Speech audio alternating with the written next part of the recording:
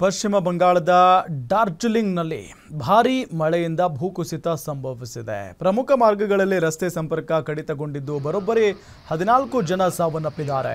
ಉತ್ತರ ಬಂಗಾಳದಲ್ಲಿ ನಿನ್ನೆ ರಾತ್ರಿ ಸುರಿದ ಭಾರೀ ಮಳೆಯಿಂದ ಮಿರಿಕ್ ಮತ್ತು ಸುಖಿಯಾ ಫೊಕಾರಿಯಂತಹ ಪ್ರದೇಶಗಳಲ್ಲಿ ಭೂಕುಸಿತ ಸಂಭವಿಸಿದೆ. ಪೊಲೀಸರು ಮತ್ತು ಸ್ಥಳೀಯ ಆಡಳಿತ ರಕ್ಷಣಾ ಕಾರ್ಯಾಚರಣೆ ಪ್ರಾರಂಭ ಮಾಡಿದೆ. ಇನ್ನು ಭೂಕುಸಿತದಿಂದ ಹಲವು ಮನೆಗಳು ಕೊಚ್ಚಿ ಹೋಗಿವೆ.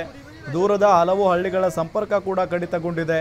ಈ ವಿಪತ್ತಿನ ಪರಿಣಾಮ ಹಿಮಾಲಯನ್ ರಾಜ್ಯ ಸಿಕ್ಕಿಂನ ಸಂಪರ್ಕ ಕಡಿತಗೊಂಡಿದೆ ಅಂತ ಅಧಿಕಾರಿಗಳು ತಿಳಿಸಿದ್ದಾರೆ. ಭೂಕುಸಿತದಿಂದ ಬಂಗಾಳ ಮತ್ತು ಸಿಕ್ಕಿಂ ಸಂಪರ್ಕಿಸುವ ರಸ್ತೆ, ಸಿಲಿಗುರಿ ಸಂಪರ್ಕಿಸುವ ರಸ್ತೆ ಸೇರಿ ಪ್ರಮುಖ ಮಾರ್ಗಗಳಲ್ಲಿ ರಸ್ತೆ ತಡೆ ಉಂಟಾಗಿದೆ.